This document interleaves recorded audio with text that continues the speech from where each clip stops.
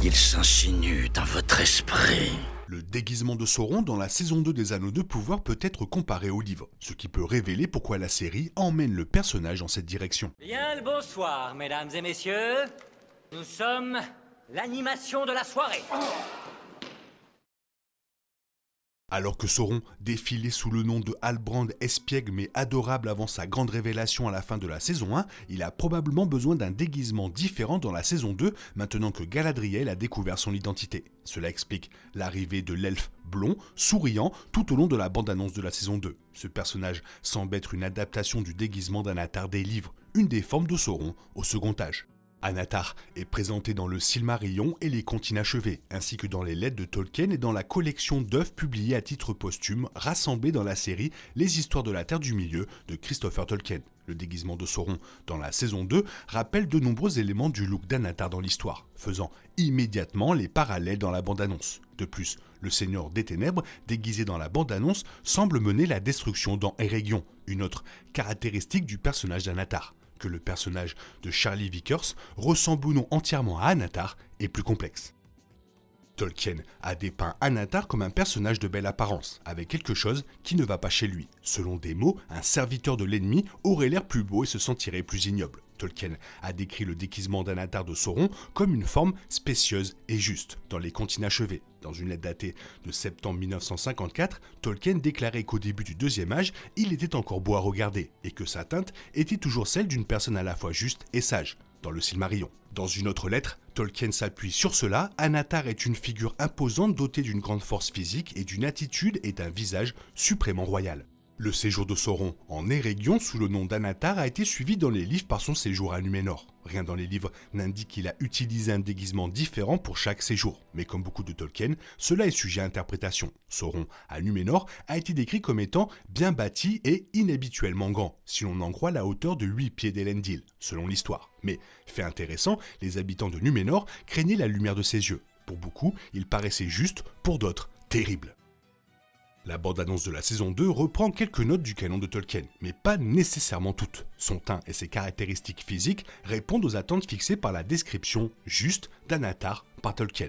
D'autres traits sont également en accord avec les livres, comme l'aura menaçante dégagée par le personnage et son allure royale. Après tout, ses robes elfiques sont loin des haillons de Halbrand. La taille de Sauron dans la saison 2 n'est pas à la hauteur du caractère imposant de l'histoire, mais les habitants de Núménor ne sont pas non plus incroyablement grands dans la série. Le placement d'Anatar dans Eregion peut suggérer qu'il a pris la forme d'un elfe pour s'intégrer. Beaucoup supposent que tous les elfes ont des oreilles pointues et des cheveux longs, mais Tolkien n'a jamais dit cela spécifiquement. La version de Sauron vue dans la série se voit comme une figure d'un seigneur des ténèbres elfique, avec l'embellissement doré des elfes. Cependant, il n'est pas certain que Tolkien ait voulu qu'Anatar soit un seigneur des ténèbres elfiques. Anatar n'a jamais été explicitement décrit dans les textes comme un elfe, et en fait, Anatar s'est décrit comme un émissaire des Valar à son arrivée dans Eregion. Les Valar, étant les dieux du monde de Tolkien, prirent des formes fantastiques qui inspiraient à la fois la crainte et la peur. Un émissaire n'est qu'un messager, donc la version d'Anatar de la série pourrait représenter l'un des elfes blonds vanyariens qui résidaient aux côtés des Valar dans le royaume béni, arrivant pour transmettre les paroles des Valar. Mais il est tout aussi probable, sinon plus, que l'Anatar de Tolkien était quelque chose d'un peu plus étranger. Le déguisement de Sauron dans Eregion aurait pu être ouvertement Ainur. Des Valar, comme c'était le cas, est destiné à soumettre les autres à sa volonté. Si tel est le cas, sa forme aurait pu être plus étrange que celle d'un elfe, avec des yeux brillants et une grande stature. Il semble que la série s'éloigne de cette représentation visuelle de la forme équitable de Sauron. Cependant, la bande-annonce pourrait montrer Sauron sous ce qui pourrait être une forme entièrement différente, soit le personnage de Vickers dans un état plutôt différent. La forme juste de Sauron dans les Anneaux de Pouvoir est fortement sous-entendue comme étant l'elfe blond joué par Charlie Vickers via la bande-annonce, les affiches et le communiqué de presse publié par Prime Video. Malgré cela, Celebrimbor est vu dans la bande-annonce regardant une lumière vive alors qu'une silhouette semble en émerger, venant vers lui. Cette figure s'aligne également sur l'Anatar du légendaire de Tolkien, éclairant une lumière inhumaine et remplissant la pièce de crainte devant sa présence. Il ressort des livres que Celebrimbor et Anatar ont interagi dans Eregion, confirmant ainsi cette idée. Si Sauron a travaillé en secret, il est fort possible que sa forme elfe ne soit à peine un déguisement, et simplement un nouveau look conçu pour ignorer les questions les plus élémentaires quant à son identité. Après tout, Halbrand ne connaissait en réalité qu'une petite poignée d'elfes dans Eregion. De plus, les fans savent grâce au Silmarillion que même s'il pouvait encore porter un masque pour tromper l'œil des hommes s'il le souhaitait, il gouvernait plutôt par la force et la peur, s'il pouvait en profiter. Sauron n'hésiterait pas à faire taire quiconque menacerait sa couverture, que ce soit par meurtre ou par manipulation.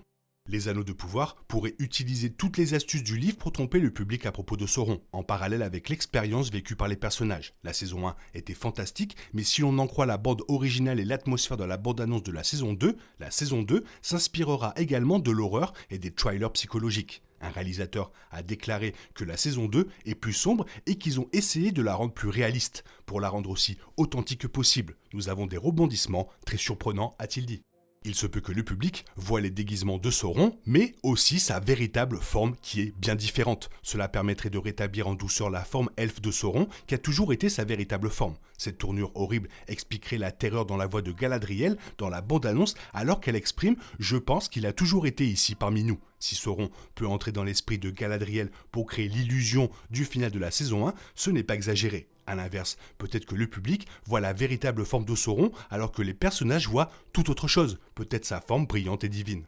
Si la magie de Sauron déforme la perception que les autres ont de son apparence, sa ruse Halbrand pourrait être un mélange vertigineux d'une forme humaine et de sa forme elfe, de sa vraie forme, ou tout cela dans l'esprit. Tous les paris sont ouverts avec des êtres divins comme les Ainur. L'illusion de Sauron dans le final de la saison 1 pourrait être la première d'une longue série. Galadriel peut percevoir son esprit et s'engage dans une guerre psychique avec lui au moment de la communauté de l'anneau. Peut-être que plus tard ce sera Galadriel qui entrera dans l'esprit de Sauron, permettant des flashbacks sur son sombre passé dans les anneaux de pouvoir.